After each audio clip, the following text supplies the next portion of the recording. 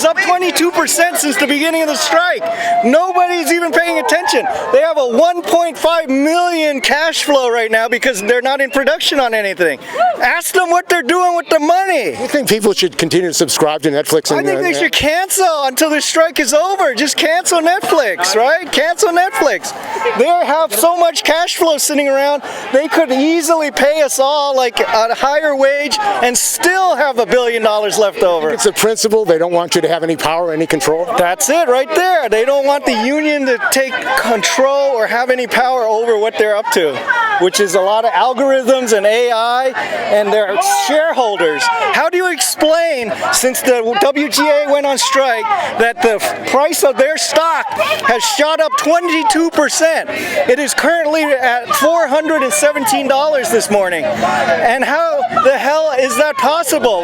We have people picketing in front and yet somebody's still buying their stock. I think they're doing something with the money that they're saving from the productions and they're reinvesting it or having their stock shareholders buy up more shares. So they're just jacking up their own price using money that they're saving by not being in production. So you tell me what's more evil, how they're making money off of this or us walking around out here just asking for a little penny. It's just like 1% of the pie if you think about it.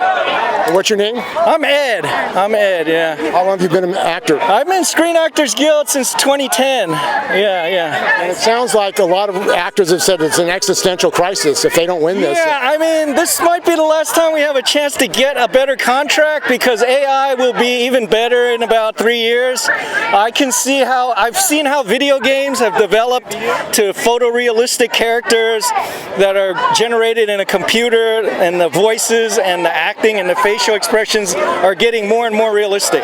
So what they're doing, companies like Netflix, they're creating more and more content in the computer, hiring more of these AI artists and so forth that are creating meta-humans, so to speak, right? They're trying to create these characters in the computer, and that's going to be a real thing in the next 5 years, probably. They're going to own our image forever. They just grab all of this off the internet. Once it's in there, they just steal it, is the best way you can say. And there's people that have been complaining about this too, but what are you going to do? These guys have billions, and their shareholders are making bank. They're making 22% in the last 4 or 5 months since the strike began.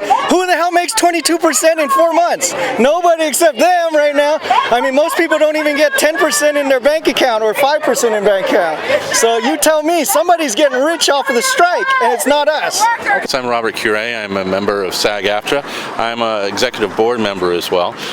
We're out here picketing at Netflix. Once again, this is our second time here. We're trying to get pretty much everyone in the industry to back us with our strike, especially with the AI. AI is, as you see, taking over the world, and once we lose our likeness, they use it for AI. They want to not pay us for our likeness or for any of our audio voice, anything that's used. They feel that they own, and we shouldn't get paid for it. And that's our livelihood. That's how we make a living. And Netflix is owned by Reed Hastings, yes, who has been bringing in AI computers into schools in California and around the country, using that to get rid of teachers and bring in charter schools. I mean, is there a connection between what's going on? Yes, it's going to stop being the human part of it. It's going to be gone. There isn't going to be any emotion. Everything's going to be put into whatever category that they want to get their thoughts about, and we'll be left alone with nothing. And everything will be programmed. There's also an issue of robo-taxis now in San Francisco. These autonomous vehicles putting drivers out of work, taxi drivers, and destroying public transport. Everywhere you turn around, there's that. There's coffee machines at airports taking jobs out that are robots.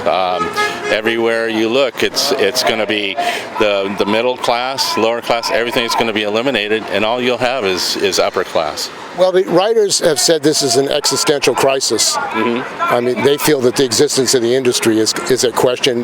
The industry, because there will be no one to write but AI. AI will be doing everything, so you don't know who. And again, it's whatever propaganda who's running the AI that will get out. Well, do you think that as long as AI is in controlled by these companies and the owners, that they're going to actually defend workers who work in the industry? I don't think so. I think all they want to do is destroy unions, get rid of the union. It's 1930s union busting at its best, just in current day. And other workers are being affected by it, truck drivers. Sure. I mean, healthcare workers, getting rid of nurses. Yeah. You think there has to be a united campaign by all of labor to deal with this issue? It seems like it's not just about SAG AFTRA. No, absolutely. That's what it's going to get to. I mean, if you look at United Auto Workers, they had the same issues with robotics. How many jobs were put out? People that need those jobs to feed their families. Well, sorry, we have robots that can paint our cars now. We don't need you. I knew someone that worked over at a local electronic automotive facility. And he says, you walk in there, you're lucky to find people. Same thing at Amazon. They're starting to use robots to package things. Another friend of mine, she works in the industry with robots, and they're developing these robots that really it's to take place of a human being. I'm all for it to keep our military safe, keep our police officers safe, put a robot, send it in, let it take care of business. However, you need to have the human aspect in there. Now, I mean, the Democrats take money from these tech companies. Reed Hastings gives money to the Democrats and Republicans. Yeah. You think there's a political problem that the Democrats basically beholden to big business and labor really doesn't have its own political party? I think it's more of a moral problem. I think it's across the board, whether you're a Republican or a Democrat or an independent. A lot of it, especially in politics, it's where is the money coming from that's going to fund me for my campaigns. That's where morality comes in. And it seems like they're taking a hard line. They don't want to budge. What's going to make a move? You know, I don't know. I think what's going to make a move is people not going to the movies. People turning off their TVs and going out with their kids and playing in the parks. Doing things that aren't getting any money into the pockets of the big companies. And why hasn't the unions, not only SAG AFTRA, but the Writers Guild, called for people to cancel their subscriptions to Amazon, to Netflix, to hurt them financially? That's a great idea, great point. I don't know. I'm following my union and what our problems are. I know that the writers, they have their problems. The last time that the writers went on strike, that's when we got the beauty of our reality TV. I couldn't think of it at the time, but I can't stand reality TV. But that's where it came out. It's like, well, okay, we don't know writers. We'll put them in. And then when they got the writers back, they said, we need to make this even better. So now the writers are writing for reality TV. So reality TV really isn't reality TV anymore. And there's also the issue of the fact that these companies not only produce but distribute. Yes. I mean, they have a monopoly. Is that a concern to you? I mean, as far as how they're organized? Distribution's always been an issue. You can make a very fine film, but if you can't find somebody to distribute it, that's why people go to film festivals and all, to try and get those distribution of their product. When they're controlling distribution, it's over. Again, if a film comes through and it's great, but it doesn't go by their moral compass or something, then they'll poo-poo it and it'll go down. But indie films, thank God, they do have a life of their own. They get their own legs, and they can succeed very well. I mean, the state could regulate it and say if you produce, you can't distribute. Do you think there should be a law to that effect? I really don't know. I haven't been educated on that enough to know if that would be good or not. Well, that would force Amazon and Netflix to operate in a different manner. If it would get them to benefit. They couldn't produce and distribute. That Yeah. But I have a feeling, like everything in the industry, there's ways of getting around these things. They could put up shadow companies and still get their income. And how long has it been that you've been on strike? It feels like forever, but I think it's a couple months now. And how are people surviving? I mean, it's just to survive. Well. Not well. There is a problem, personal thing for me is our union leaders, they should be taking a little bit of a hit too, because everyone's out of work. We're not working. The caterers aren't working. And we're getting shut them down too. White collar, blue collar, pink collar, trash. fast. We're all thinking real fast.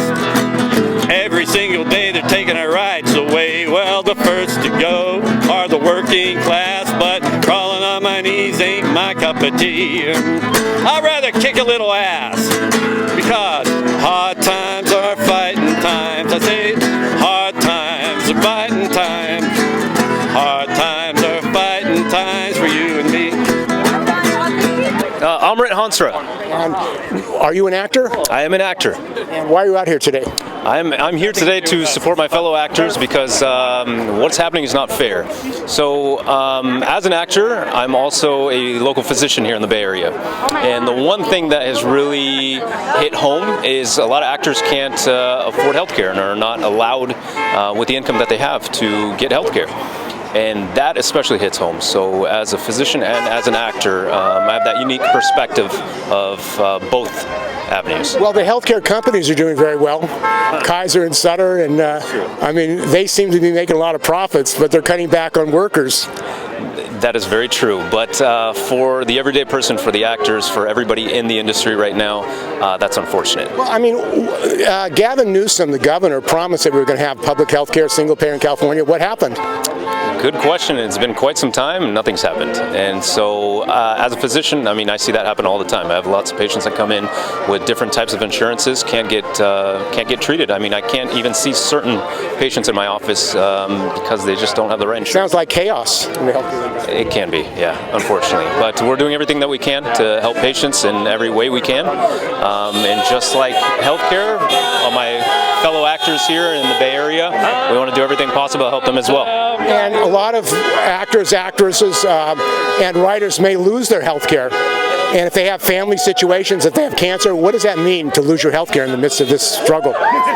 It creates a very unfortunate environment. I've seen many patients come into the hospital who have lost health care recently, who have not had health care, and it really sways their decision on should I even be admitted, should I even go to the hospiil, should I even make that phone call to 911 to take me to the emergency department. And if people are afraid of going to the emergency room. Absolutely. If you have a ambulance ride to the hospital, at the very minimum, maybe $1,500. Don't quote me on that exact number, but at the very minimum, if you're calling the ambulance yourself, you're already in the whole $1,500. Not to mention all the tests that are going to be run, which can be potentially life-saving. We're talking about capitalism, though, aren't we? Yes. Making a profit from healthcare or making a profit from film industry? Yes, and it affects a lot of people. And, you know, just as physicians, even going through just the pandemic, a lot of us are burnt out. A lot of us have worked extra hours for the exact same everything. But we do it for our patients. And again, I equate that to the same thing here. We're doing it for our fellow actors as well. And you think you're going to be successful because these companies, Reed Hastings, who owns Netflix, they're a lot of money, and it seems like it's a principle. They want to introduce AI regardless of the cost of actors and actresses and writers. AI has been something we've been battling in healthcare as well for some time, specifically my practice in interventional radiology. We have AI implemented in our practice, and for nearly a decade now we've been talking about how it can affect, either transform negatively or positively our practice. So it's something that's very near and dear to me as well in the healthcare field, and now coming into the acting field, it is also something very important. So you say you face the same issues that SAG AFTRA is facing, actually? Correct, yeah. Okay, thank you. Thank you. Do you have a card? Yes. Oh. Okay. So one of the issues is a lot of actors and actors are losing their health care. You were shocked by the number that don't even have it. Unbelievably shocked. So recently heard a statistic that nearly 86% of actors and people in the industry don't qualify for health care because of their wages. So again, as a physician, as an actor, that is near and dear to my heart. That's something that shouldn't be happening. And you know, when you take away residuals, when your residuals are a lot less than they should be, that's also taking away from the pot for the actors. And how do you really live a life that way? How do you qualify, and how do you do your day-to-day? How do you're living paycheck to paycheck? Forget about what happens if you develop an infection that needs some IV antibiotics and need to get admitted to the hospital. That is something that we shouldn't have to worry about, honestly, as a society as a whole. And this area, this country is a rich country. You've got a lot of billionaires right here in Los Gatos, but it seems like a lot of people are suffering at the same time. Yes, unfortunately. And again, something that we see all day, every day in the emergency department when patients come in is a lot of them just can't afford to be taken care of. What does that do to healthcare and people who want to provide healthcare? It takes a toll. It definitely does. We take the Hippocratic Oath is you want to do as much as you can for your patients, but you also have a type of handcuff that you can only do so much. You can only do so much, and we morally want to do everything we can, but unfortunately the system sometimes says, you can't. I say SAG, you say AFTRA, SAG! AFTRA! SAG! AFTRA! My name is Mahal Montoya. I'm a SAG actor, performer, background artist. Why are these companies refusing to give you a living wage or residuals? Oh, because they're greedy. They're greedy, and they don't care. They admitted that it would ruin their business model to pay people a living wage. I'm in a Netflix commercial right now that's on their website that I am not getting residuals for right now. And it sounds like they want you to work for free. Is that what this is about?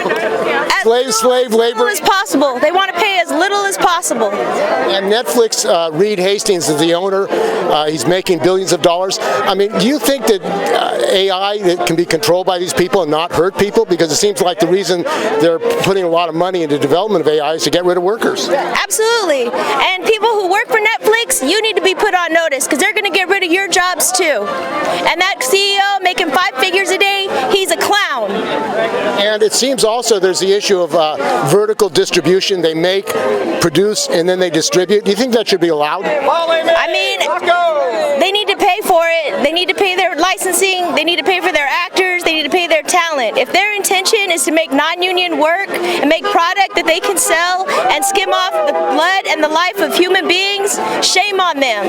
Okay. Thank you. You want to say something? No, that was enough. Thank you. How long have you been a member? 14 years.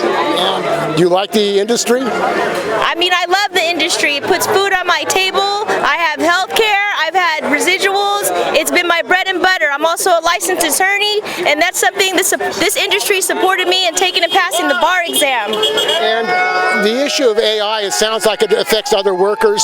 It affects every worker who works. They're going to replace as many people as they can with AI. In the grocery stores, they're replacing cashiers. They replace everybody at the toll bridge. They're going to replace as many people they can in the classroom, in the hospital. So it's not just actors, it's anybody who works. And what can we do to fight it? Because like the Industrial Revolution, when it came to destroy the jobs. This is a revolution. This is the start. Because unless we recognize that computers are going to replace people, we need to stand up because it's already been happening. Do you think people should be running AI instead of these billionaires who basically want to use it to get rid of workers? I think people need to keep close watch on AI. I think it's a tool. It's not perfect. It's not something that will ever replace a person. It should never even have the rights as a person. And these companies who want to get rid of people to make money, shame on them. That's un-American and it's inhumane. My name is Jean Cohen. I'm the executive officer of the South Bay Labor Council, and we're standing here with you, 100,000 union members strong with SAG AFTRA. Are we ready to fight? I have a question for you. Who wants a contract? Who wants a contract? Who wants a contract? We want to bring the heat to the street. We want to let people walk and yell and honk, but we do want to hear from a couple of leaders and a couple of workers so you can make sure that we're reminded every day that this is a sacrifice. This isn't fun. This is hard. And we're doing this because you're standing up for all workers, because your contract is going to be the template for future contracts. Because whether you're a garbage worker or you work in Hollywood writing scripts, AI affects all of us, and the future of work is our fight. Do we believe that? Yes! Is the future our fight? Yes! Are we ready to fight? Yes! Are we ready to fight? Yes! Are we ready to fight? Yes! I want to acknowledge a couple of elected officials who are here with us. Assemblymember Mark Berman's office, Senator Josh Becker's office, Patrick Aarons from the Foothill Deanza Community College Board with Assemblymember Evan Lowe, and we want to hear from some workers right now. So I'm going to pass it to Dee Dee for our first intro. Thanks for coming out for National Day of Solidarity.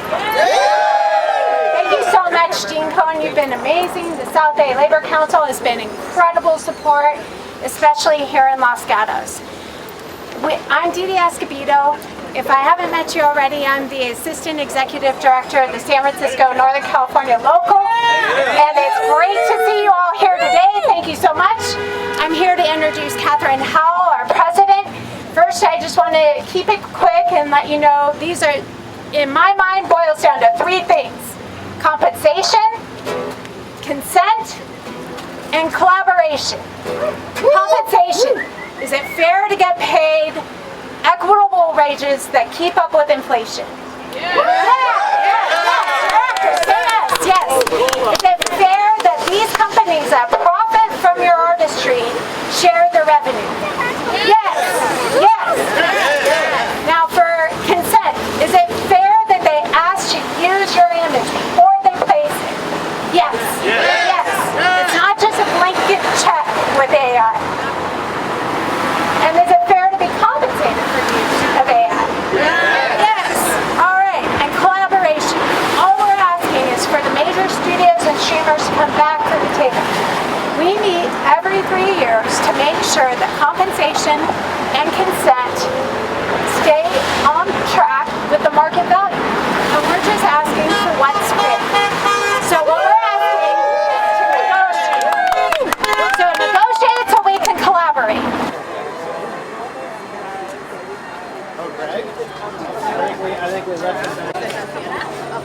All right, Steve. It's listening to what's happening for you.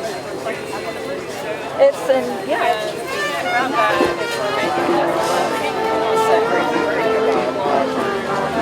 You said it in your speech.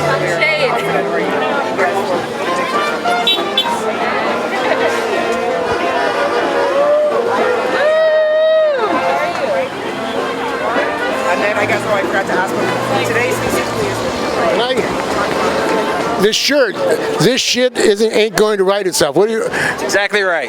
What's your name? Rich. And do you feel that AI can't replace writers? Is that? No way. No way. A robot has no emotions. It has no scarred childhood. It has no aspirations. It's copyrighted material that is regurgitated as something else. It needs to be banished. And what kind of work do you do? Well, I'm a writer. So how long have you been a writer? I've been a writer for 15 years. And a lot of writers have said this is an existential crisis. Yeah. And what does that mean? Well, I would say, first of all, you have these studio heads and others who are saying that we don't need them. Let computers do them. We'll let computers take regurgitated material, give it to an intern, and polish it up. Every movie you've seen, every show you've seen on TV is done by writers. Writers, not computers. And writers are that you can't make a living doing this at all anymore. There's no residuals from these guys behind us and the others from the streaming platforms, and that's what we're fighting for. I mean, the writers are fighting for the chance to make a living. Writers are everything is like comes from the back of a writer. It all starts from the written page. It's a totem pole, and we are buried in the ground, keeping it up. A totem pole that's not buried underground is a log that'll fall over, right? So writers deserve to be able to make a sustainable living at this profession.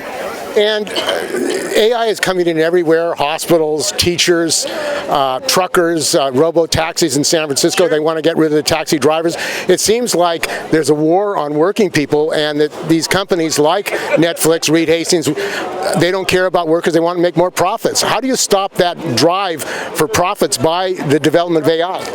Well, I just think AI can be a tool, but it's not a replacement. I think AI can be used to enhance certain areas of people's lives, but it shouldn't be made to replace writers. It shouldn't be made to replace actors. It shouldn't be made to replace directors. It's nonsense. And as far as the entertainment community, they can use as much AI as they want to program their menus as to what we might want to scroll and watch, but everything we watch has to be written by humans, has to be acted by humans, directed by humans.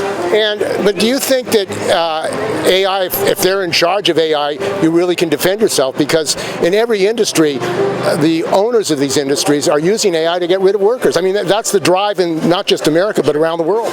Yeah, I mean, that's why we're striking. Put it in the contract. And you think you'll be successful? I mean, they don't even want to give you the number of times your film is shown on Netflix. I mean, it sounds like they've got a pretty hard line. Sure they do. And I guess content, we'll see what content they have in a couple of years. How long are you prepared to stay out? As long as it takes. And healthcare, a lot of workers now may lose their healthcare. What do you think about that issue, that basically your healthcare is tied to your company and tied to a contract? You don't have healthcare if you go on strike for a long time. Yeah, it's hard, you know. I mean, again, it's part of a sustainable living. These people, writers, actors, they don't make a lot of money. I don't. Everyone thinks everyone's rich in this industry. Oh, in your entertainment, you can make $1 million. It's crazy. You look it up. The minimums are truly minimums. What are the minimums? The last minimums, it all depends. How long is the show? Is it a feature movie? Is it a streaming movie? And the minimums are lower for streaming than they are for features. It depends, right? So if you're in a writer's room and you're trying to make a living, you shouldn't have to be forced to write 8 episodes in 2 weeks in order to get kicked out and then be unemployed again for the next however knows how long. And you don't have residuals as you do in a movie. Correct, at least for streaming and for others, that's exactly right. There's vertical integration. In other words, they produce and they distribute. Do you think it should be allowed? Because they say we control the production and the distribution. Yeah, I think that's a challenge. I mean, I think that's an area that as long as everyone is, I mean, we're just looking for fairness, right? I mean, again, no one's trying to get rich doing this. They're just trying to make a living, and healthcare should be a part of that living. Being able to put food on your table and have a roof over your head, it's reasonable. Those are reasonable requests. Well, they're saying that they really want to go to the gig economy, make workers gig workers. I mean, so they don't need an industry. I mean, what does that say about... break up the industry. What would that mean? It would mean independent studios taking care of their writers and their directors and their actors independently. They have profit sharing, as instead of this these areas where $200 million, $500 million, $1 billion movies still show on paper that they are losing money every year after year, so they don't have to pay residuals. That's trick accounting, and it's trick accounting so they don't have to pay what is reasonable and fair, right? And they say, well, what if a movie loses money? They're out of jobs, right? They don't get paid. They don't get paid anything. They got paid what they got to do. But for those that are making, $200, $300, $400 million, and they're profitable for streaming and for everything else, it seems reasonable that the people who participated in making that so popular and successful participate in the profits. It seems reasonable. How's everybody doing today? Let me hear it! All right. Hey everybody, how's it going? My name is Cedric Cabrera. I am so proud to be here alongside all of you. For 10 long years, I worked incredibly hard to join this beautiful and strong union. And throughout that time, I had to endure less than savory working conditions, working for slices of pizza, which we all know, and demo reels that none of us have ever seen. So for that reason, we are here to fight to get what we deserve. We're here in solidarity with our brothers and sisters in the WGA and all the other organizations that have showed out and come to join us today. Yesterday, today, and tomorrow, we stand united, and we will continue to do so until we have a fair contract that treats all parties with dignity and respect, because that's what we deserve. We are human beings, we are not algorithms, we are not numbers, we are heartbeats and souls, and that's what we bring to the people who watch our work. So, with that being said, I love you all, take care of yourselves, drink some water, and we'll see you on the picket line. Thank you! Thank you to all the SAG AFTRA members and supporters that showed up. If you have a SAG AFTRA strike shirt, please wear it as often as you can, and please be patient when people come to you with their questions and tell them. We went on strike in the 1960s over residuals, and we're on strike again in the 2020s for residuals. SAG AFTRA is back again fighting for fair wages. The AMPTP should feel embarrassed. What kind of villain fights against fair wages? There is no movie industry without SAG AFTRA. There is no 12-year-old kid anywhere that has a poster of an AMPTP executive hung on their wall. The hard work of SAG AFTRA members paid for this Netflix building. There are 160,000 SAG AFTRA members that are committed to our strike, protesting, rallying, and picketing everywhere. And they're not going to quit until the AMPTP will yield to our deal. There is no homework for the AMPTP to do. We have the interim agreement that other production companies have agreed with, and the AMPTP can too. Let's help spread awareness so the stockholders know that SAG AFTRA is ready, and it's the AMPTP that is holding everyone back from moving forward. So let's make as much noise as we can for a good cause. Solidarity forever, solidarity forever, solidarity forever. Thank you. I'm Megan Reese. And you quoted from Angela Davis. If you know Angela Davis, she's been very close to many social movements for many years. And when I thought about speaking today, I really wanted to bring a quote from her, because I think sometimes people, when they see musicians or dancing or any kind of fun happening on a picket line, they think, oh, this is just entertainment. And I saw a recent interview with her where she said, no, art is crucial to social movements. It's important. It's not an add-on. It actually helps shape the narrative. And we're writers and actors, so we are shaping the narrative. That's exactly what we're doing. And capitalism and AI right now, they're looking for great profits. Yeah. They're investing massively in AI, hoping that they can get rid of workers. Yeah. Do you see that as a system problem that not just the writers and actors are facing, but the entire working class? Absolutely, 100%.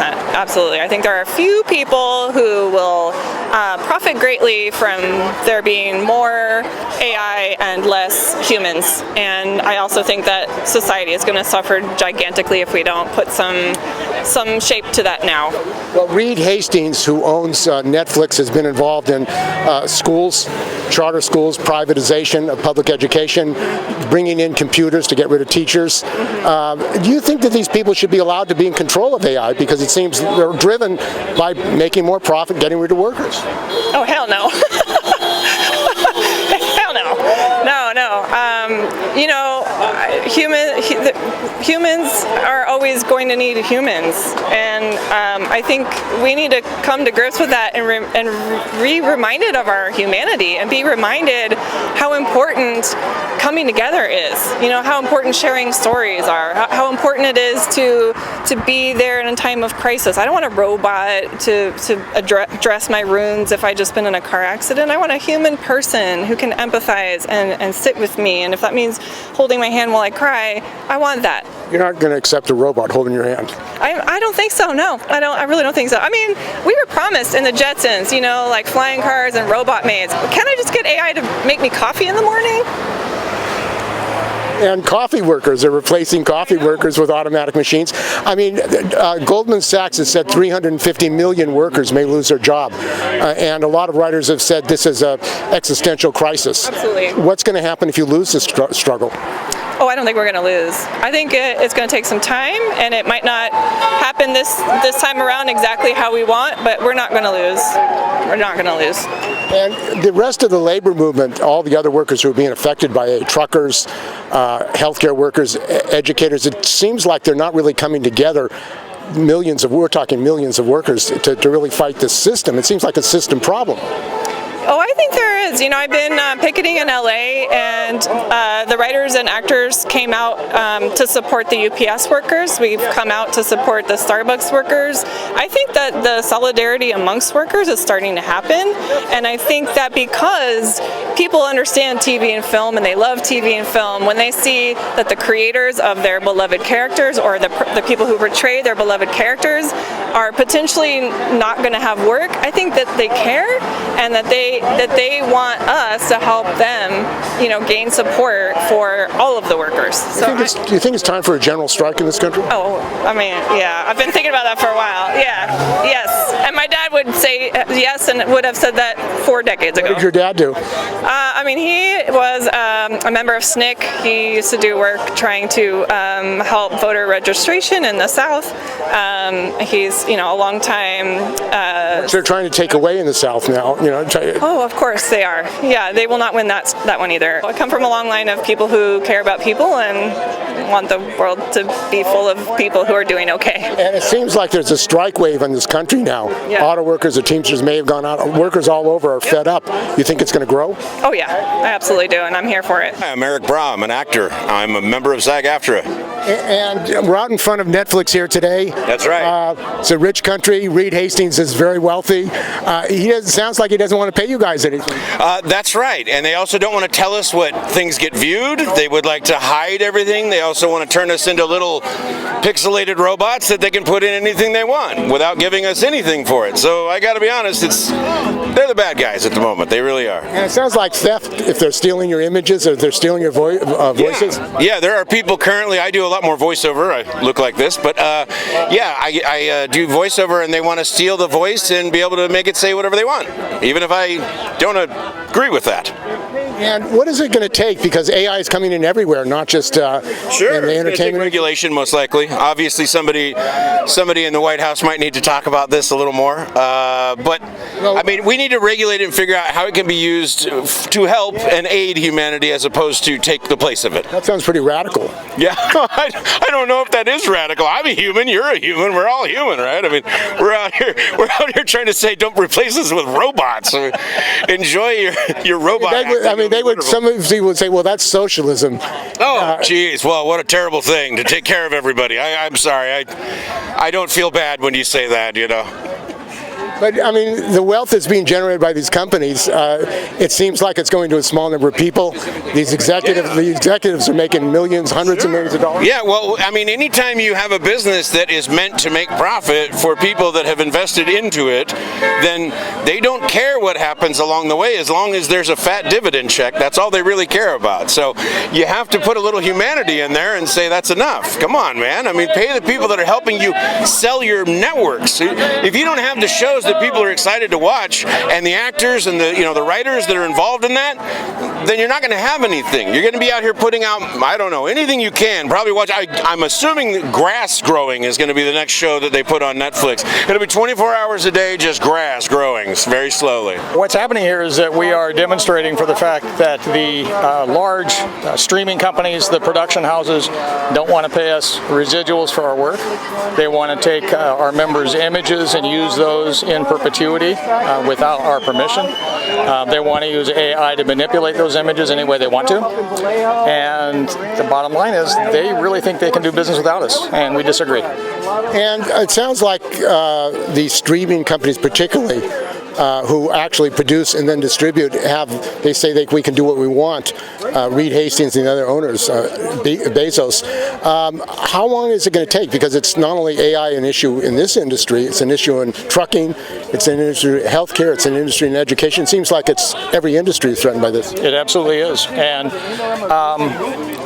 interesting, they think they can go it alone. We healthily disagree. But what we are asking them to do is fundamentally change their business model. And so what they wanted to do all along was just kind of sketch out a few percentage here and nibble around the corners. But that doesn't work with a completely changed business model, just like it didn't work in 1960, the last time we made them change their business model.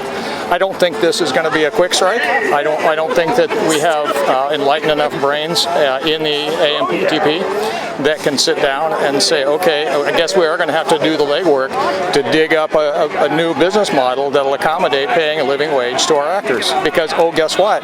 They can't do a whole lot until you got actors in front of a camera. Does it sound pretty radical to have a living wage? in an industry that's making billions? Yeah. Terrifying, isn't it? Yeah, I mean, Robert Reich said it very clearly. If you can't pay a living wage to your employees, you don't have a viable business model. It's pretty straightforward. And it seems like in this country, millions are facing the same issues. Goldman Sachs said 350 million people may lose their jobs as a result of the introduction of AI. That's a pretty large number of workers. Yes, and today unionization and a joining of labor is the only chance that we have against the increased monopolization of all our industries. You name an industry, they're governed by large multinationals that they don't give a shit. They're looking at a spreadsheet, and I'm not a spreadsheet. So. Okay, thank you. You bet. That's the crosswalk. Yeah, you can press it. Like maybe 4 or 5 hours worth of homework. But also rise, workers of the world, unite.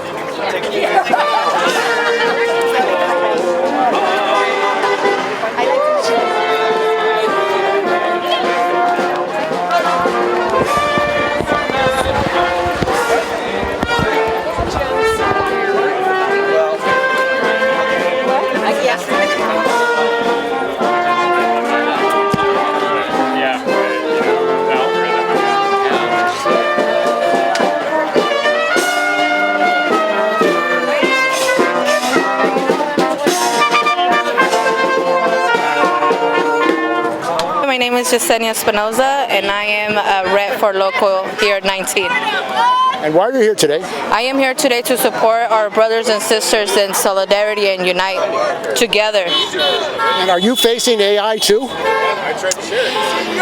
want to automate workers out? Not at the moment, no. At the airport, I know they have automatic coffee machines. Yes, they do. Yes, they do. I've seen that, you know, and I feel like it's a shame that they're using these AIs to, you know, replace our fellow co-workers, you know, in these companies. So this is an issue for all workers, not just writers and actors, you feel? Right, yes. What are the conditions you face, your industry? You know, we face a lot of low wages, you know, a lot of short staff. And how do you survive in Silicon Valley for a service worker, a food service worker?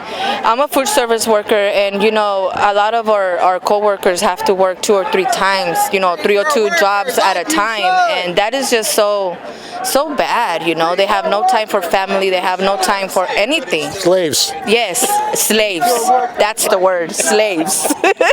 It sounds like that's what they want, the billionaires. Right, yeah, it is crazy. You know, there was a study that in order to live in the Bay Area, you would have to make $54 an hour, and that's just to pay rent.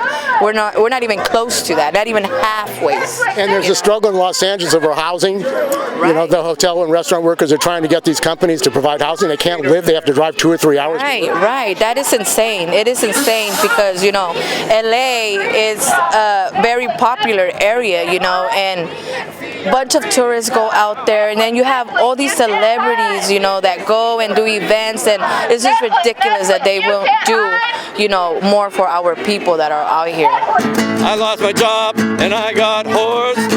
I lost my house, I had to get a divorce. I might as well holler, I got holes in my shoes. Nothing's gonna change, I got nothing to lose. You got the whole damn corporate system is a mess, and it's in rotten decay. And it takes the poor and the working class to pay penalty. Well, get out of bed, wake up the dead, and it's a brand new day.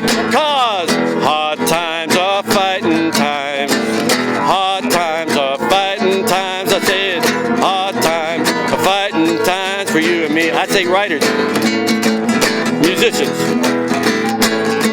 I say actors, actresses, stagehands, anybody that's a human. We're all human, but